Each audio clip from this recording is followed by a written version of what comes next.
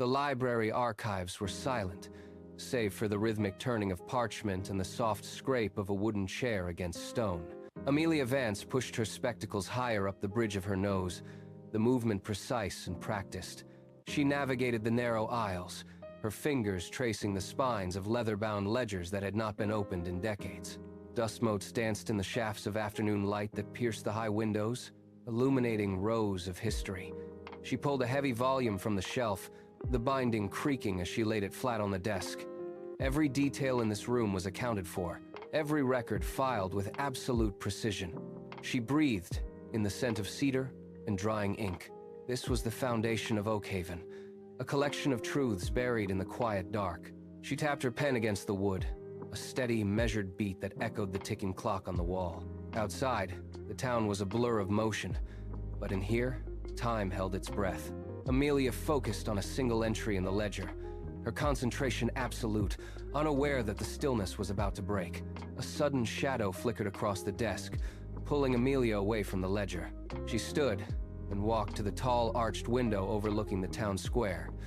Below, the afternoon sun cast sharp lines across the pavement. Mayor Thompson stood prominently on the town hall steps, his frame stiff and his movements exaggerated.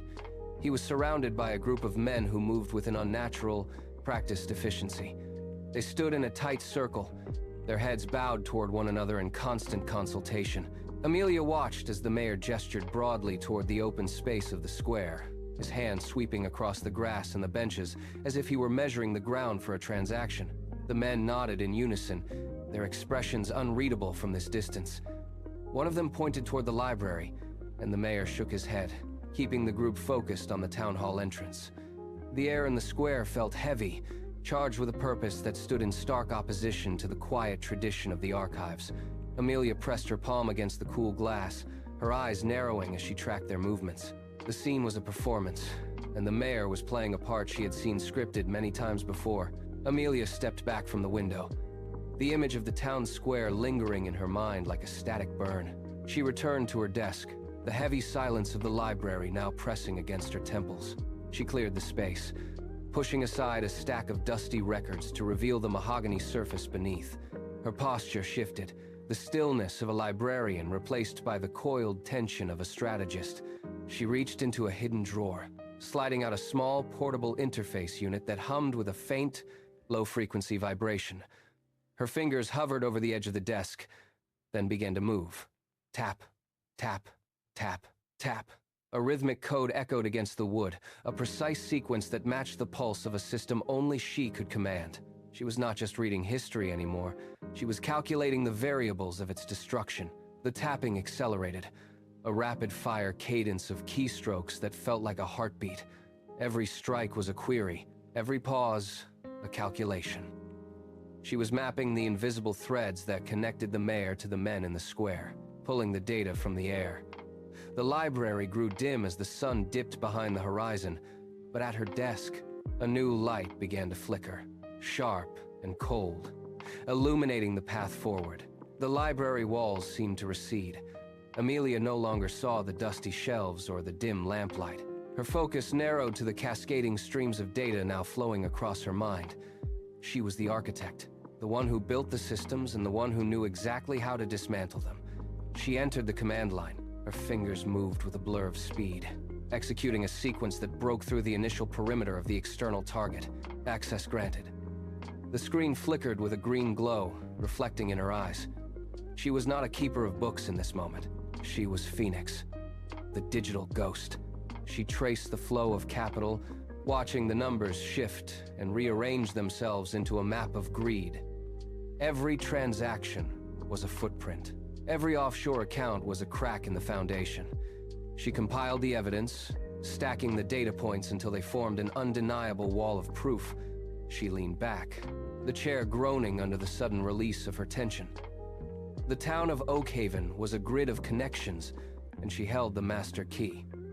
She watched the mayor's digital signature pulse on the screen, tethered to the very group she was currently dismantling. Her work was just beginning, and the system was already bending to her will. The library door clicked shut behind her, but the work remained. Amelia walked into her home office, a space defined by the hum of cooling fans and the steady glow of hardware. She hit the power switch on the primary console.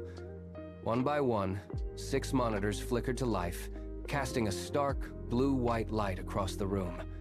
The screens pulsed in unison, a synchronized heartbeat of silicon and circuitry. She sat down, pulling the chair close until the monitors formed a curved wall of data before her. No sound existed here except for the rhythmic clicking of keys and the low, constant whine of the processors. She checked the connection status. Stable. Secure. The outside world, the town, the mayor, the threats faded into a distant, irrelevant hum. Here, she held total control. She initiated the diagnostic protocols, watching lines of code cascade across the 6 displays, like a digital waterfall. Her hands flew across the interface, setting up the nodes for the upcoming breach. She was the architect, and the foundation of her target was already beginning to tremble. The night was quiet, but on her screens, the war for Oakhaven had reached a fever pitch. The Apex holding server stood as a fortress of black ice, impenetrable to any standard probe. Amelia initiated the primary handshake, sending a sequence of packets into the dark. The response was immediate and hostile. A secondary security gate slammed down, attempting to isolate her signature and lock her out. She did not hesitate. Her fingers danced across the mechanical keys, rerouting her connection through 3 separate proxy nodes in different continents. The system shifted, trying to predict her next move, but she was already inside the logic loop. She injected a polymorphic worm into the gate, watching the firewall rewrite its own protocols in a futile effort to survive. The digital wall buckled. A hairline fracture appeared in the code, then widened into a gaping hole. She shoved her packets through the breach, flooding the internal network with her presence. The alarm protocol's silent. She bypassed the final authentication layer. The interface turned from warning red to a cool, steady amber. She was in. The architecture of the entire firm lay exposed before her, a vast, interconnected web of data waiting to be dismantled. She took a breath, her gaze locked on the core directory, and began the extraction. The directory folder opened, revealing a labyrinth of nested subfiles. Amelia began the sweep, her eyes tracking the movement of digital currency across the globe. Millions flowed from Apex Holdings into a series of untraceable, offshore accounts in the Cayman Islands. She flagged each transaction, dragging the data onto a local drive to prevent any remote deletion. Suddenly, the screen flickered as an automated wipe script triggered, sensing the unauthorized access. Lines of code began to vanish, the system attempting to purge its own history. Amelia slammed her hand onto the override key, forcing the transfer to prioritize the most recent records. The data stream surged, a torrent of numbers and timestamps filling her monitors. She watched as the connections between the developers and the local government began to manifest. Every deposit had a corresponding date, a trail of breadcrumbs leading directly back to the town's administrative offices. She pulled the ledger into a single, cohesive file, stripping away the layers of encryption that had masked the paper trail for years. The financial web was no longer hidden. It was a blueprint of betrayal, laid bare in the blue light of her office. The final account mapped, she paused to verify the destination of the last transfer. The evidence was absolute. Amelia isolated the final node in the network, a shell company registered under the name Sentinel Holdings. It existed only as a series of empty offices and a post office box in a neighboring county. She pulled the entity's incorporation papers, scanning for the primary signatory. The document was heavily redacted, but the metadata remained intact. She ran a recursive search, comparing the file's hidden digital watermark against public municipal records. The system pulsed. A match appeared. The same secure encryption key used for the mayor's official correspondence authorized the creation of the Sentinel account. She traced the flow of funds once more, watching as Apex Holdings funneled a precise, recurring payment into the shell account just days before every major council vote. The logic was undeniable. It was not a donation, but a systematic payoff. Amelia saved the transaction logs, linking the mayor's personal verification to every bribe sent by the developers. The shell company was the bridge, and she had just burned it down. She leaned back, the blue light of the monitors reflecting in her eyes. The web was complete, the connections locked, and the evidence was ready for the morning. Amelia opened the final folder, the one labeled Oakhaven Redevelopment. It was not just a bribery ledger anymore. It was a blueprint for the destruction of the town center. She scrolled through the site plans, mapping out the destruction of the historic garden, the benches, and the library itself. The documents detailed a complete transfer of title for the entire town square to Apex Holdings. The price was listed as a fraction of the land's actual value. She pulled up the municipal zoning maps, overlaying the developer's footprint. Every inch of the public space was accounted for, scheduled for excavation within the month. The mayor had signed the preliminary permits himself, bypassing the public hearing process entirely. Amelia felt the air in the room grow heavy. She looked at the signature line on the land use agreement, the ink still fresh in digital form. The evidence was no longer just a collection of numbers. It was a direct assault on the community she had spent years protecting. She closed the file, the silence of the library office now sharp and demanding. The objective was clear. The data was not for archival purposes anymore. It was a weapon. She stood up, walked to the window, and looked out at the square, her hands tightening into fists. The library door slammed against the interior wall, the sound echoing through the tall stacks and disturbing the quiet morning air. Amelia looked up from the monitors, her hands still resting on the keyboard. Sarah stood in the doorway, her breath coming in jagged, uneven gasps. Her palms were pressed against the heavy oak frame, her knuckles white from the strain. She did not say a word, but her eyes held the frantic energy of someone who had just lost the ground beneath her feet. She stepped forward, her movements stumbling, and reached into a pocket. She produced a single, folded sheet of paper with a heavy municipal seal embossed at the top. She crossed the room in 3 rapid strides, the floorboards groaning under the weight of her sudden urgency. She slapped the document onto the desk, right over the open digital maps of the town square. It was an eviction notice, dated for immediate enforcement. The ink was dark, the legal jargon stark and uncompromising. Sarah leaned over the desk, her chest rising and falling, waiting for an explanation that the paper itself could not provide. Amelia looked at the notice, then up at the baker, the reality of the impending destruction now standing directly in front of her. Amelia did not flinch. She traced the edge of the eviction notice with a steady fingertip, reading the fine print that stripped Sarah of her livelihood.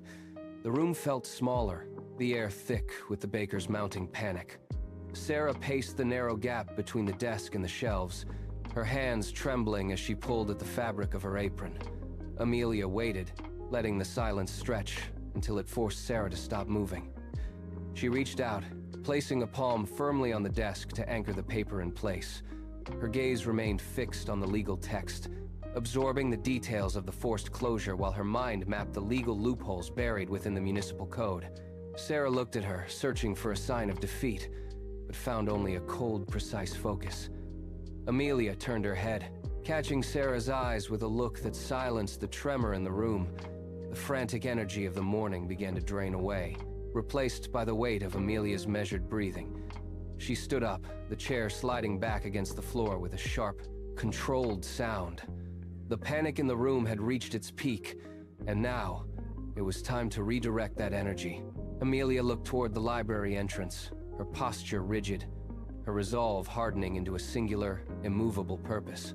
Amelia walked to the archive wall, sliding a narrow panel aside to reveal a hidden compartment.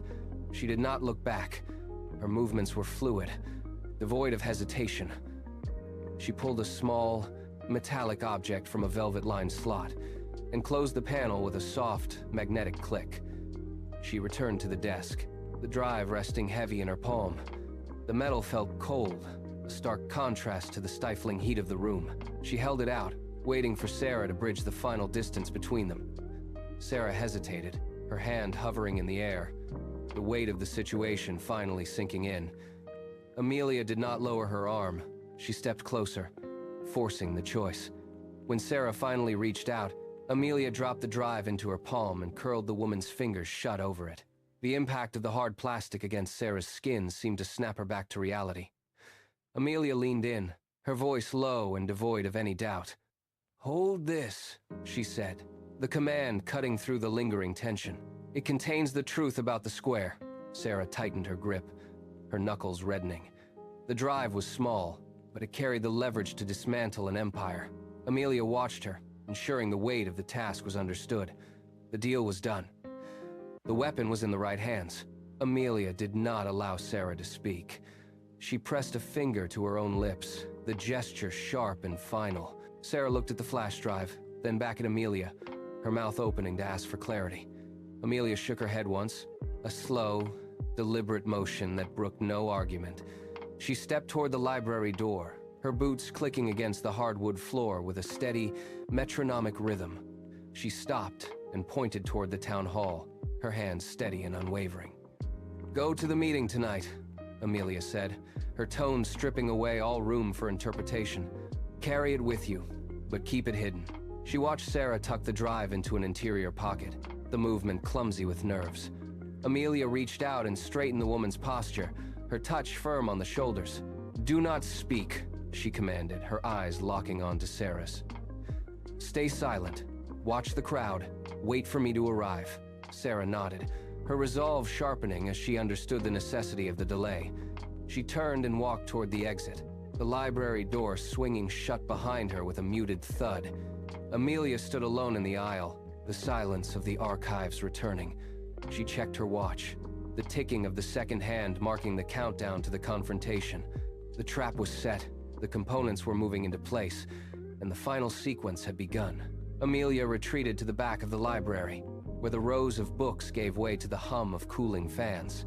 She pulled the heavy office door shut, the latch clicking with a finality that signaled the end of her librarian persona. 6 screens flickered to life, casting a pale, rhythmic light across the stacks. She sat down, her fingers already dancing across the keys. Bypassing the secondary firewall of Apex Holdings, a red warning light flashed on the central monitor. Her access was denied. She did not hesitate. Her pulse stayed steady as she reached into her desk, pulling out a secondary terminal to reroute the connection through a ghost server in the capital. The screen blinked, then turned a calm, solid green. She began the final upload, mapping the offshore accounts that linked Mayor Thompson to the land grab scheme. Every keystroke was a strike against the men in suits who thought they owned the town. She watched the progress bar crawl toward completion. 5%, 20, 50. She adjusted her position, the chair creaking in the stillness of the room. The data was now absolute, a digital noose waiting for the right moment to tighten. At 99%, she paused, her finger hovering over the final execution key. The trap was armed. Every account was frozen, and every contract was flagged for immediate audit. She leaned back, the blue light of the screens reflecting in her eyes. The architecture of their downfall was complete. Amelia stood up, the chair pushing back against the floor with a sharp screech. She reached for the main power switch, cutting the flow of data to the 6 glowing monitors. The room plunged into a deep, sudden shadow, leaving only the thin sliver of evening light cutting across the shelves. She took a slow, deep breath, feeling the tension drain from her shoulders. She walked to the small mirror bolted to the office wall and pulled a comb through her hair, smoothing the strands with mechanical precision. She stripped away the layers of her work environment, organizing the desk until not a single scrap of evidence remained. She moved to the closet, reached behind a stack of reference volumes, and retrieved a structured dark garment that had remained hidden for months. She set aside the items of her daily routine, placing them carefully on the desk as if laying a burden to rest. She caught her reflection one last time, her expression stripped of all doubt. She stepped out of the office, the heavy door clicking shut behind her. She moved through the quiet aisles of the library, her stride purposeful and silent. She reached the front entrance, pushed the heavy glass door open, and stepped directly into the cooling air of the Oakhaven evening. The town hall stood ahead, its lights casting long, jagged shadows across the square. She began to walk, her pace steady, her eyes fixed on the distant entrance. The streets of Oakhaven were not as they were yesterday. At the hardware store, Mr. Gable stood by his front counter, tracing the lines of a legal notice with a trembling thumb. He didn't look up when customers entered. He simply shook his head and gestured to the locked register. 2 blocks away, the florist pulled the window shades down long before sunset, her movements jagged and rushed. She kept glancing at the town hall, where the men in suits paced the steps like vultures. In the park, 3 families sat on the benches, their voices low, their eyes fixed on the empty fountain that had been marked for demolition. Nobody laughed. Nobody stopped to talk. A young man sat on the curb outside the bakery, his head in his hands, clutching a stack of unpaid invoices that had arrived with the morning mail. The sense of stability that defined the town had evaporated, replaced by a cold, encroaching uncertainty. Every resident felt the pressure of a future being rewritten by strangers. They watched the town hall, waiting for an answer that wasn't coming. The silence in the square was heavy, punctuated only by the distant, rhythmic tapping of construction markers being driven into the soil. Oakhaven was holding its breath, waiting for the ground to shift beneath its feet. Amelia sat at the terminal, her fingers flying across the keys in a blur of motion. On the screen, lines of code cascaded like falling water. She bypassed the first layer of the Apex Holdings gateway, her eyes scanning the scrolling data for a specific account key. A red warning light pulsed on the edge of her peripheral vision. A security probe was tracing her location. She didn't flinch. She pivoted, rerouting the connection through a series of offshore servers in 3 different countries. The trace died. The screen turned a steady, calm blue, and she punched the final command. A massive transfer of capital began. Numbers ticked upward in a rapid, rhythmic sequence, draining the holding company of its liquid assets. She moved to the next window, pulling up the digital acquisition contracts. Her cursor flicked from field to field, authorizing signatures and verifying the change of ownership. The internal ledger of Apex Holdings updated in real time, stripping Henderson of his authority and consolidating control under Phoenix Ventures. She watched the progress bar hit 100%. The connection locked. The assets were hers, and the entity that had terrorized Oakhaven was now a hollow shell. She leaned back, the hum of the cooling fans the only sound in the room. The screen reflected a stark white light against her face as the final data packet settled into its destination. Amelia exhaled, a slow, controlled release of breath that matched the sudden stillness of the processors. She moved the cursor to the last remaining file, a comprehensive log of the mayor's illicit transactions and the shell company's true ownership. One click would finalize the trap. She hovered, watching the progress indicator pulse with a steady, rhythmic glow. A secondary window flickered, asking for a final confirmation to seal the archive. She pressed the enter key with a decisive, sharp strike. The system chirped, a single clear note that signaled the end of the operation. She watched as the file status shifted from pending to secured. The monitors dimmed, their harsh glare fading into a soft, ambient hum that filled the room. Amelia reached out, her fingertips grazing the edge of the glass screen, feeling the residual heat from the hours of intense computation. The plan was no longer a theory. It was a lethal, immutable fact stored in the digital ether. She stood up, the chair scraping against the floorboards, and turned away from the desk. The room felt different now, stripped of the frantic energy of the hunt. It was quiet. The final piece was in place, and the target was cornered. Amelia stood amidst the silent hardware, the hum of the cooling fans fading into the background.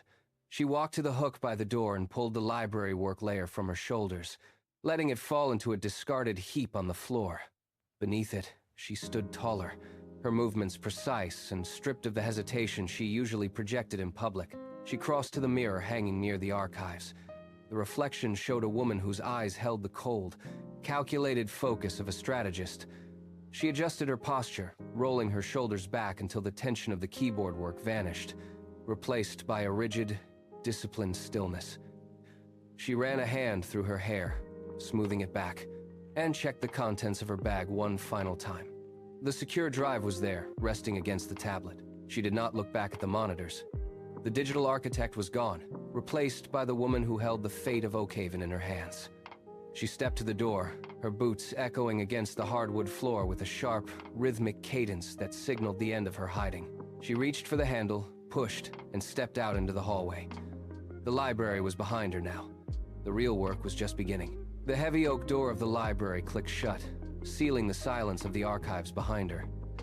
Outside, the afternoon sun had dipped low, casting long, bruised shadows across the cobblestones of Oakhaven. The air held a sharp, cooling edge that brushed against her face, a stark contrast to the stifling heat of the server room. Amelia did not look back. She kept her gaze fixed on the town hall, a looming structure at the center of the plaza. Her stride was measured, each footfall echoing against the stone with a rhythmic, unwavering intensity. She passed the quiet storefronts, noting the closed shutters and the lack of movement in the streets. It was the calm before a storm of her own making. Halfway across the square, she stopped. A stray breeze stirred the fallen leaves around her ankles, swirling them in a brief, chaotic dance before settling. She checked her watch. The meeting would be starting in minutes. She took a breath, the cool air filling her lungs, and adjusted the weight of the bag against her side. The final stretch of the journey remained. She accelerated, her pace quickening as she ascended the steps of the town hall. The lights from within spilled out onto the pavement, beckoning her toward the confrontation. Amelia pushed through the heavy double doors. The transition was immediate. The cool evening air vanished, replaced by the stifling, humid heat of 200 bodies packed into the confined space. The hall smelled of dust, old wood, and the sharp, metallic tang of nervous sweat. Every wooden bench was occupied, and the aisles were choked with people standing shoulder to shoulder. Conversations were not conversations at all. They were anxious, low-frequency murmurs that vibrated against the walls. Amelia did not head for the front. She wove through the throng, her movements fluid and unbothered by the static pressure of the crowd. She reached the back of the room, finding a narrow gap near the emergency exit. She planted her feet, keeping her head low enough to avoid drawing attention while maintaining a clear sight line to the podium. Mayor Thompson stood near the stage, his gaze sweeping over the citizens like a predator counting his flock. Beside him, the men from Apex Holdings stood with unnatural stillness. The air in the room felt heavy, as if the oxygen were being slowly drained to make room for the impending ultimatum. Amelia tightened her grip on the strap of her bag and waited for the silence to break. A sharp rap against the microphone cut through the murmurs. Every head in the room snapped toward the front. Mr. Henderson stepped into the spotlight, his presence commanding the space with a practiced, artificial ease. He adjusted the height of the stand, taking a slow, deliberate survey of the room. He did not look like a man addressing neighbors. He looked like a landlord auditing property. He cleared his throat, the sound amplified and echoing against the high ceiling. "The time for hesitation has passed," he began, his voice smooth and devoid of any genuine warmth. He gestured to the maps spread across the table behind him. He spoke of growth, of efficiency, and of a future that demanded the sacrifice of the past. To him, the town was a collection of assets waiting to be liquidated. He talked about modernization as if it were a mercy, his tone dripping with a condescending optimism that made the citizens shift uncomfortably. He paced the small platform, his eyes rarely settling on any one person for long. He was selling a vision that required their displacement, framing their home as an obstacle to be cleared away. The room held its breath, the threat vibrating in the air like a taut wire, waiting for the first sign of fracture.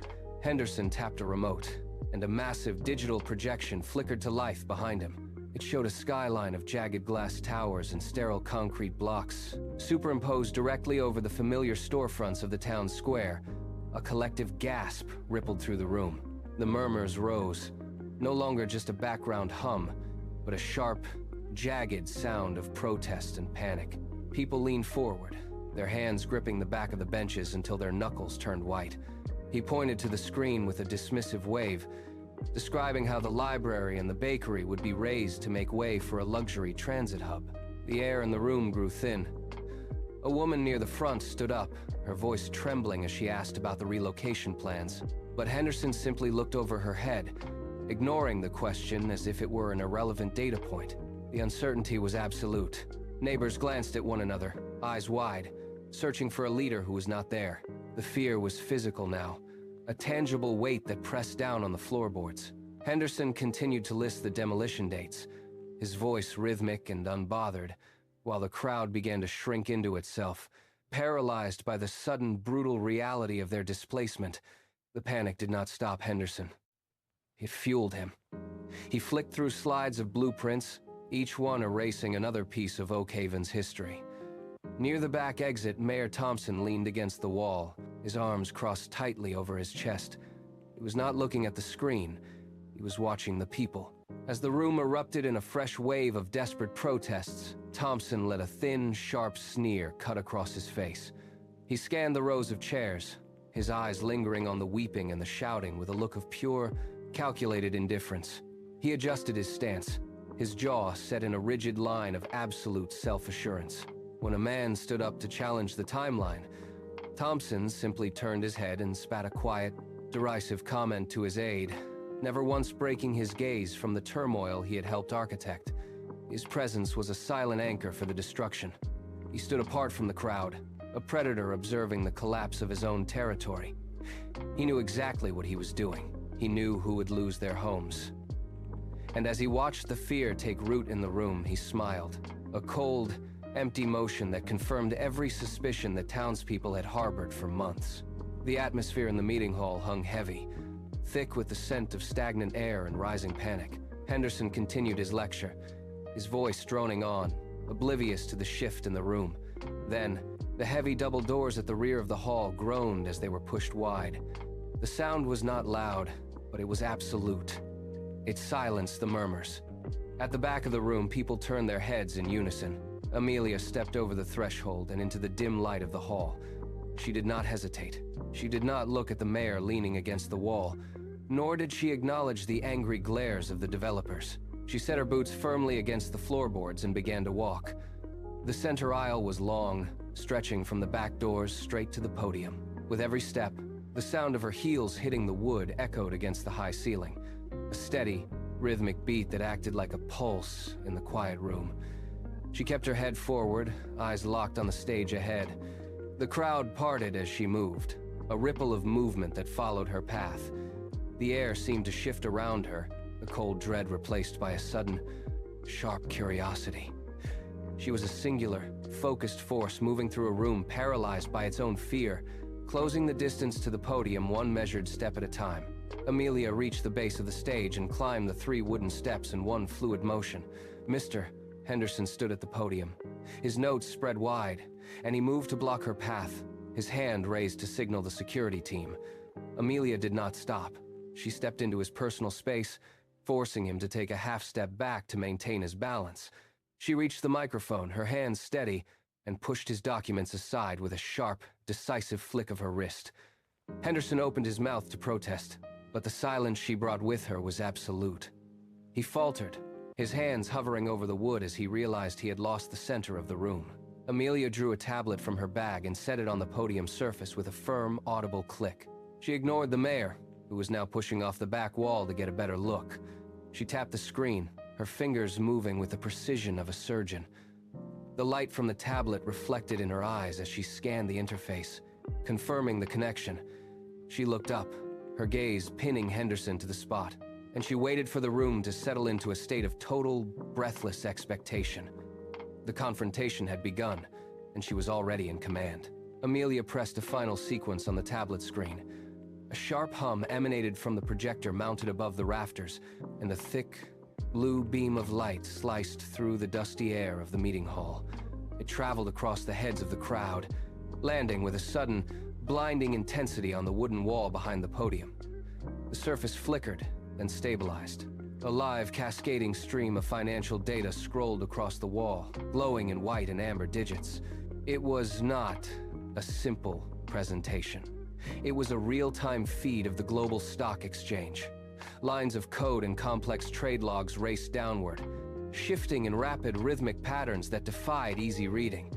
The room transformed. The wooden benches and the peeling paint of the hall faded into the background, replaced by the sterile, cold precision of a high-stakes boardroom. Henderson stared at the wall, his mouth slightly parted as he tracked the movement of the ticker. The mayor stepped forward from the shadows, his eyes darting across the projected figures as he realized the nature of the information. Amelia stood perfectly still behind the podium, the light from the display casting sharp, angular shadows across her face. She did not speak. She simply let the data speak for her, watching the reactions of the men who had come to dismantle the town. The hall had become an arena of raw numbers, and the shift in power was now visible to everyone present. Amelia leaned into the microphone, her voice carrying clear and steady to the furthest back row. At 9 a.m. this morning, Phoenix Ventures acquired a controlling interest in Apex Holdings, she announced. The words hung in the air, sharp as a blade. Mr. Henderson jolted, his hand hitting the podium with a dull thud as he scrambled to find a response. He looked at the wall, and back at the tablet, his breath hitching in his chest. "That is impossible," he stammered, but his voice lacked conviction. Amelia did not blink. She swiped her fingers across the screen with controlled, rhythmic precision, dragging a new document into view. The wall shifted, displaying the high-resolution signatures of the acquisition contracts. Every clause, every seal, and every legal timestamp was laid bare for the entire room to see. She pointed to the projected text, her finger tracing the line that locked the deal. "Your leverage is gone, Mr. Henderson. I have purchased the deeds to every property you threatened today. The town square belongs to its people." She watched him collapse into himself, his shoulders dropping as the reality of the takeover took hold. Mayor Thompson moved toward the exit, but Amelia raised her voice, pinning him to the spot. "The game is over. Your authority here ends now." A heavy, suffocating silence settled over the meeting hall. It was a physical weight that pressed against the walls, thick enough to choke the air. Not a single person moved. The men from Apex Holdings stood frozen, their gazes darting between the glowing data on the wall and the woman standing at the podium. Amelia held her position, her breathing slow and measured, watching the realization dawn across the room. One by one, the townspeople began to process the words. A low murmur started near the back, a ripple of sound that grew into a steady hum of collective relief. Mr. Henderson remained motionless, his hands gripping the edge of the podium so tightly his knuckles turned white. He looked at the floor, then at the exits, but the crowd had closed in, effectively blocking the path. Mayor Thompson retreated a step, his eyes searching the room for a familiar face, a sign of support, but he found only cold, unyielding stares. The developers looked at their briefcases, then at the screen, their confidence evaporating in the face of the undeniable digital proof. The power dynamic had inverted. The fear that had defined the town for weeks drained away, replaced by a sudden, sharp clarity. Nobody spoke, but the shift was total. The silence was no longer one of submissive terror, but of absolute, crushing victory. Amelia did not let the silence linger. She tapped the tablet screen twice, zooming into the bottom corner of the projected contract. The image expanded, filling the wall with high-definition clarity. She traced the signatures with a stylus, the pen stroke lines appearing as distinct black ink against the digital parchment. "Look closely, Mr. Henderson," she said, her voice cutting through the hall. "These are not placeholders. These are the binding signatures of your own board of directors." She swiped again, pulling up the secondary verification document that linked the shell company to the mayor's private accounts. The room leaned in. The signatures were unmistakable, verified by digital timestamps that burned in red at the bottom of the projection. Henderson took an involuntary step forward, his eyes locked on the proof of his own undoing. His mouth opened, but no sound emerged. Amelia scrolled through the pages, the text blurring into a stream of undeniable legality. She anchored the final page, showing the notarized seal of the transfer. Every detail is verified. Every account is accounted for. There is no longer any doubt about the ownership of this town. She stepped back, allowing the image to remain a static testament to the total collapse of their operation. Amelia did not pause. She swiped the tablet again, replacing the corporate charts with a map of Oakhaven. Red highlights blinked across the town square and the surrounding residential blocks. "These are not just assets on a ledger," she announced, her voice resonating against the rafters. She tapped the screen, causing a series of documents to pop up in rapid succession. "I have purchased the deeds to every property marked for demolition. The bakery, the library, the houses on Elm Street, they are no longer at risk." She pulled up the final deed, showing a clear transfer of ownership to a community trust. The tension in the hall snapped. A woman in the front row let out a sharp, audible gasp, followed by the sound of someone sobbing in relief. Amelia stood firm, watching the screen as the legal status of the town shifted from imminent destruction to secure ownership. She pointed to a specific document showing the nullification of the eviction orders. "The threat to your homes, your businesses, and your history ends here. These deeds are now protected by the same trust that manages the library." She closed the file, leaving a final, clear image of the town map with all red markers replaced by green, signifying total clearance. The shift was absolute.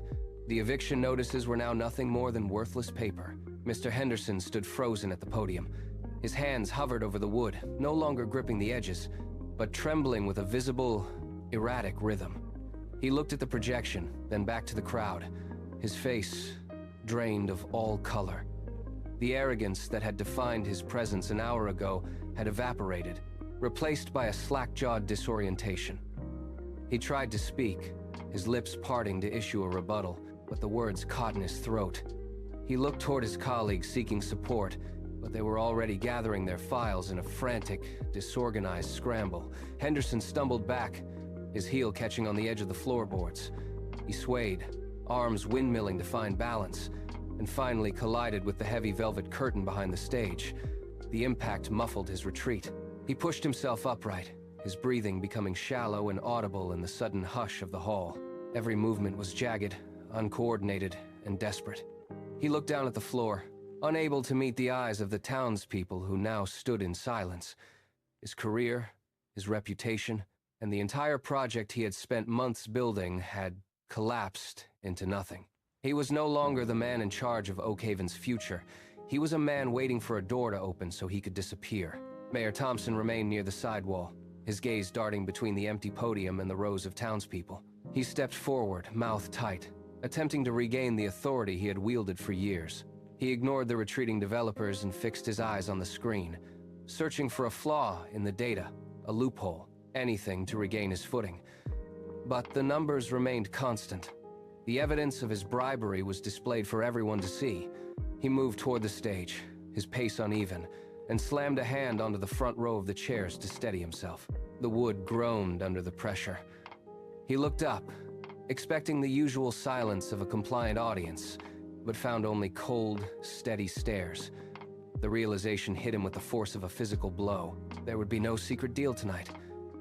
He reached the podium, his fingers locking onto the polished mahogany. He gripped the edge until his knuckles turned bone white, the strain visible in the tendons of his hands. He tried to speak, but the sound was thin, swallowed by the hum of the cooling fans in the projector. He was isolated. The floor beneath him felt unstable, shifting as if the very foundation of the town hall was rejecting his presence. He stayed anchored to the podium, trapped by the weight of his own actions and the suffocating silence of the room. Amelia stepped forward, her boots clicking sharply against the hardwood floor. The sound was distinct, cutting through the heavy tension like a blade. She did not look at the mayor or the retreating men. She kept her eyes fixed on the center of the hall, her posture rigid and deliberate. She reached the podium and placed both hands firmly on the surface, pushing the mayor aside with a single, fluid motion. He stumbled away, his grip loosening as he lost his final point of leverage. Amelia looked out at the room. She stood tall, her presence filling the space once occupied by the developers. She raised her head, her voice gaining depth and clarity as it traveled to the back of the hall. "Your contracts are void," she announced. The words hung in the air, echoing against the high ceiling. She paused, letting the statement take root in the minds of everyone present. The hall felt smaller, the pressure of her authority forcing the room into a state of absolute stillness. She looked at the projection of the signed agreements, then back to the crowd. Every document signed under these conditions is now invalid. The silence that followed was total. She had dismantled the legal framework of the takeover in 3 sentences. There was no room for debate. The power in the room had shifted, and everyone felt the weight of her final word as it vibrated through the floorboards. Amelia did not break eye contact with Mr. Henderson. He stood frozen by the microphone, his lips parted as if to argue, but no sound escaped. She stepped into his personal space, forcing him to retreat until his heels hit the edge of the riser. She tilted her head, her expression unreadable, and tapped the tablet screen to cycle the display to his personal employment file. The text illuminated his face in a harsh, cold blue light. "As the new majority shareholder of Apex Holdings," she stated, her voice steady and rhythmic, "your employment is officially terminated." She held the tablet up, displaying the digital signature that finalized his removal. Henderson blinked, his gaze darting to the exit, then back to the damning screen. He looked smaller, his shoulders slumping as the reality of his professional erasure took hold. Amelia turned slightly, addressing the room, but her focus remained on the man before her. "You are no longer authorized to act on behalf of this firm. You have no position here, no authority to sign, and no reason to remain." She She gestured toward the double doors at the back of the hall with a single, sharp movement. Henderson stumbled, his briefcase slipping from his grip and hitting the floor with a hollow thud. He did not reach for it. He turned and began to walk, his pace accelerating into a frantic, uneven stride toward the exit. The remaining men from Apex Holdings scrambled to follow their leader. They did not look back. They pushed through the crowd, their movements jerky and desperate, tripping over the threshold of the double doors. Amelia watched them go, her gaze tracking their retreat until the hall was clear of their presence. Mayor Thompson remained near the podium, his hands gripping the wood so tightly his knuckles turned white. He took a single, hesitant step toward Amelia, his mouth opening to issue a command, but she held up a hand. The gesture was small, yet it stopped him as surely as a physical wall. She pointed toward the exit. It was not a request. It was an instruction. The mayor hesitated, his eyes darting to the silent crowd, then to the tablet still held in Amelia's grip. He saw no path forward. He released his hold on the podium, his posture collapsing as he turned to follow the others. He walked down the center aisle, his head bowed, passing the very people he had tried to evict. The heavy doors swung shut behind him with a final, echoing thud. The space was quiet again. The threat had been removed. Amelia stood at the front of the hall, her presence the only thing anchoring the room, as the silence stretched, thick with the weight of the moment. The silence in the hall held for 3 long heartbeats. It was a heavy, breathless stillness, the kind that follows a sudden storm. Then, a single set of hands began to clap. It was rhythmic, steady, and sharp. Others joined in, at first tentatively, then with growing intensity. The sound swelled from the back of the room, rolling toward the podium like a physical wave. People stood up. They turned to one another, their faces flushing with the sudden release of tension that had gripped them all evening. The fear that had kept them quiet in their seats evaporated, replaced by a raw, vocal energy that filled every corner of the hall. The murmur of voices climbed into shouts and cheers. Feet stomped against the floorboards, creating a rhythmic thrum that vibrated through the structure of the building. The air in the room felt lighter, clearer. Someone whistled, a piercing sound that cut through the cacophony. The crowd surged forward, pressing toward the center aisle, their eyes fixed on the front. They were no longer a group of isolated individuals worried about their homes. They were a singular, unified force.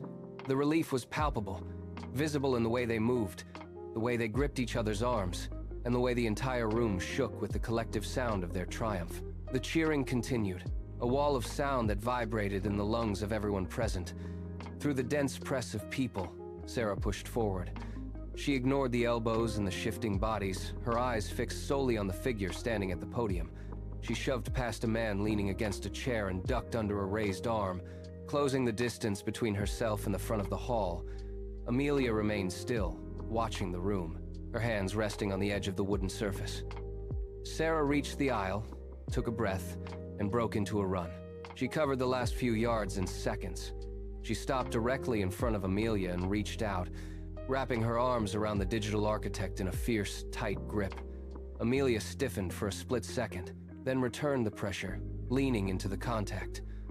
It was not a celebratory gesture for the room. It was a quiet, personal anchor in the middle of the storm. Around them, the crowd continued to roar, but for these two, the world narrowed down to the solid weight of another person standing firm. Sarah pulled back, her face damp, and nodded. She did not need to speak.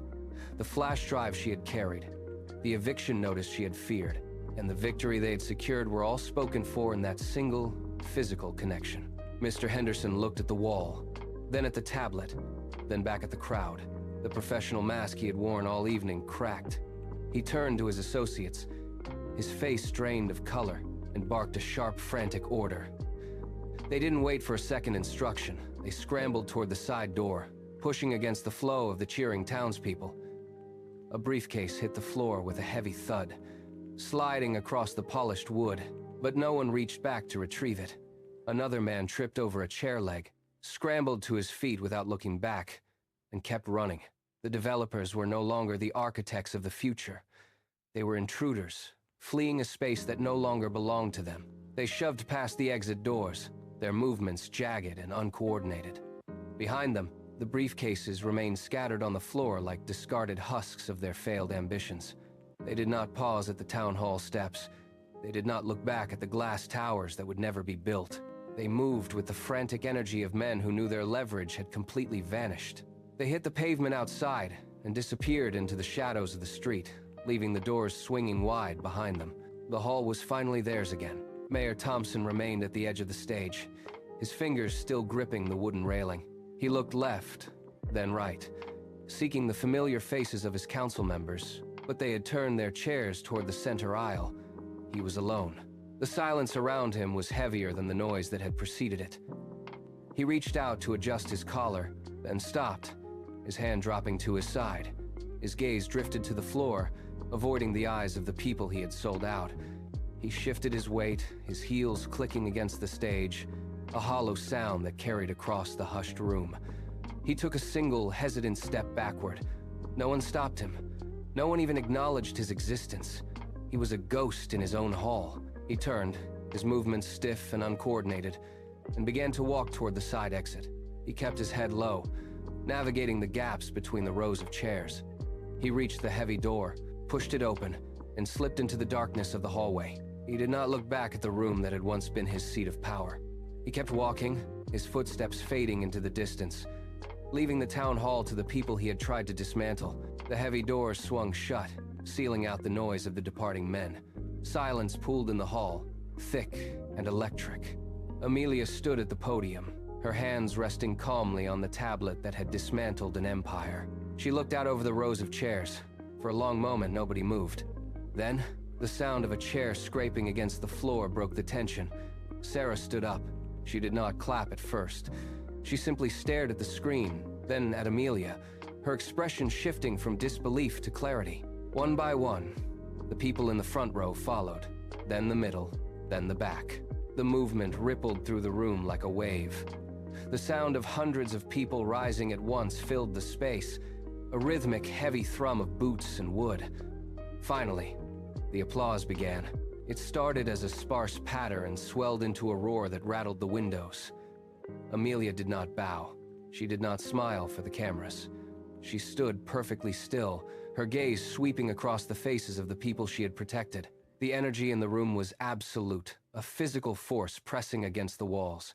They were not cheering for a politician or a corporate owner. They were cheering for the person who had finally fought back. Amelia stood at the center of the storm, steady, quiet, and triumphant. Amelia raised a hand, and the applause ebbed into an expectant murmur. She did not linger in the spotlight. Her eyes searched the front rows until she found Magistrate Holloway, who stood with his notebook held tight against his chest. She beckoned him forward with a single, sharp motion. Holloway navigated the narrow aisle, his boots echoing against the floorboards. When he reached the podium, Amelia leaned down and slid the secure flash drive across the wood. Her fingers remained on the device for a heartbeat before she released it. Holloway took it, his knuckles pale from the grip. She leaned in closer, her voice low but carrying across the front rows. Every bank statement, every bribe record, and every offshore link is encrypted on that drive, she said. The shell company tracks lead directly to the signatures on the development contracts. Holloway nodded, his jaw set in a line of grim resolve. He turned toward the exit, signaling to two deputies waiting by the doors. The crowd watched as the legal machinery began to turn. Amelia stepped back from the podium, her work on the stage finished. She had dismantled the threat, and now the law would dismantle the men behind it. The room felt different now, the air scrubbed clean of tension, replaced by the heavy, certain weight of coming justice. The heavy oak doors of the meeting hall groaned as they swung wide. Magistrate Holloway and his deputies exited, the sound of their boots fading into the evening air. For a few minutes, the crowd remained, a sea of people shaking hands and sharing quiet words of relief. Then, the flow began. People moved toward the exits in small clusters, their voices rising from a murmur into a steady, rhythmic hum of conversation. The tension that had gripped the room for weeks evaporated, replaced by the sound of laughter and the shuffle of feet against the floor. Amelia stayed at the podium, watching as the chairs were pushed back into place. Sarah approached her, setting a hand on the table, and they exchanged a brief, firm nod. One by one, the lights overhead were extinguished, leaving only the soft glow of the late sun streaming through the high windows. The hall felt vast now, stripped of the corporate artifice that had threatened to define it. Dust motes danced in the shafts of light. The smell of concrete and stale coffee was replaced by the scent of the nearby gardens. Amelia picked up her bag and walked toward the center aisle, her steps echoing in the now empty space. The threat was gone, and the hall was no longer a place of fear, but a foundation for the town to rebuild itself. Stepping out of the meeting hall, the night air hit with a sudden, sharp coolness. Oakhaven looked entirely different than it had at sunrise. Where the developers had once planned for neon signs and glass monoliths, the townspeople had reclaimed the square. String lights were draped between the old oak trees, casting a warm, amber glow over the stone benches. A fiddle began to play near the fountain, the melody weaving through the crowd. People were not just standing, they were moving, talking, and occupying the space with a new sense of ownership. Tables had been dragged from the nearby bakery, laden with food and pitchers of cider. Sarah was there, pouring drinks and laughing as she gestured toward the town hall. The oppressive silence that had hung over the square for weeks was gone, replaced by the rhythmic clatter of dinner plates and the rise and fall of genuine, unforced conversation. Amelia leaned against a stone pillar at the edge of the square, watching the light flicker against the faces of her neighbors. Children chased each other around the fountain, their voices ringing clear in the dark. There was no corporate presence, no blueprints, and no threats. Only the steady, pulsing heartbeat of a town that had finally reclaimed its own future. She breathed in the scent of cooling bread and night-blooming flowers, feeling the weight of the last few days settle into a quiet, profound stillness.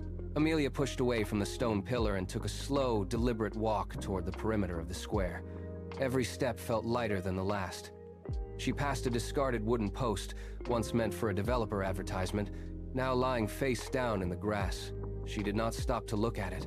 She stepped over the frame, leaving it behind in the dirt, and continued toward the edge of the park. The music from the fountain grew softer behind her, merging with the rhythmic rustle of leaves in the evening breeze. She paused at the intersection, looking back one final time. The string lights still hummed with life, and the voices of the townspeople remained steady, a sound of reclaimed normalcy. There was no sign of Mr. Henderson or the men from Apex Holdings.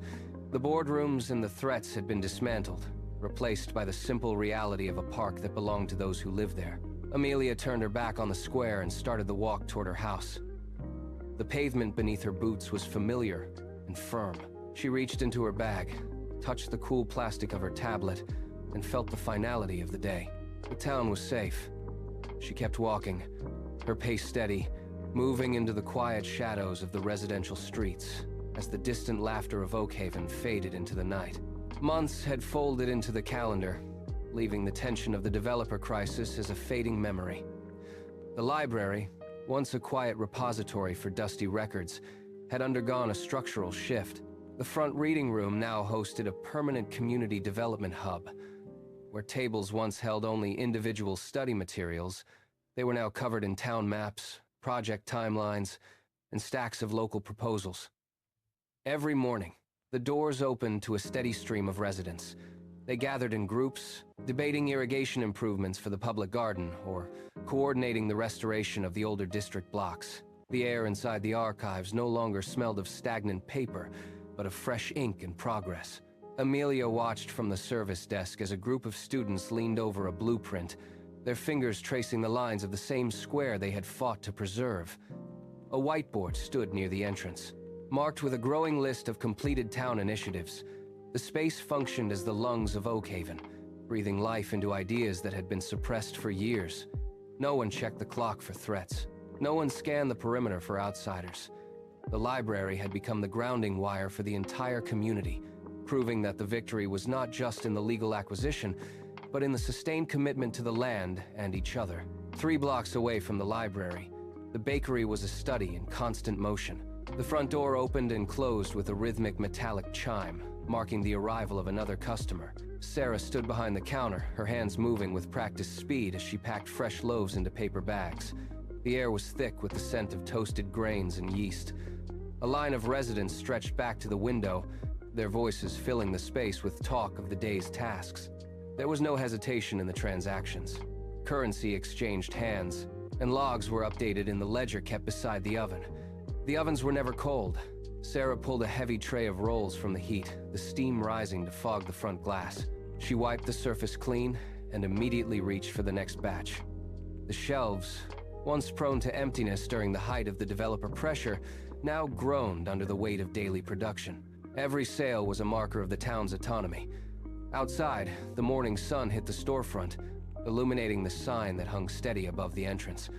The bakery was not just serving food, it was the engine room of the local economy, proving that the town's resources were staying firmly in the hands of those who had built them. Amelia stepped out of the library and walked into the center of the square, where the blueprints for glass towers had once been displayed. A sprawling garden now anchored the town. She slowed her pace, her boots crunching on the gravel path that wound through rows of lavender and young maple saplings. The air here was different, cool and filled with the scent of damp earth and blooming petals. She stopped near a stone fountain, leaning against the edge to watch the space. 3 children chased each other through the tall grass, their laughter echoing against the surrounding storefronts. One of them tripped, scrambled back up, and continued running toward the center of the garden. Amelia watched them weave between the trees that had been planted exactly where the concrete foundations were intended to be poured. There was no sound of machinery, no shouting from developers, and no tension in the crowd. She stayed there for a long moment, observing the way the afternoon light filtered through the leaves of the new garden. The square was no longer a commodity to be traded or sold. It was a breathing, communal space. She pushed off the fountain and turned back toward the library, her pace steady and unhurried. The town was moving forward on its own terms. The heavy oak door of the library swung shut behind her, cutting off the distant sound of the town square. Inside, the air was still and smelled of aged paper and binding glue. Amelia walked past the rows of mahogany shelves, her footsteps muffled by the worn carpet. She reached her desk at the far end of the archive wing. A stack of request forms sat in the corner, waiting for attention. She checked the monitor, but the screens were dark and the processors had cooled to the touch. The digital architecture that had dismantled Apex Holdings was now dormant. She cleared a space on the wood surface, moving a heavy reference manual to the side. Her fingers brushed the edge of a classic novel resting on the blotter. She picked it up, feeling the texture of the cloth cover and the weight of the pages. She pulled the chair out, the wood legs scraping briefly against the floor, and sat down. She adjusted the lamp, casting a circle of soft light over the opening chapter. There were no more shell companies to map, no more firewalls to breach, and no more leverage to secure. She turned the page.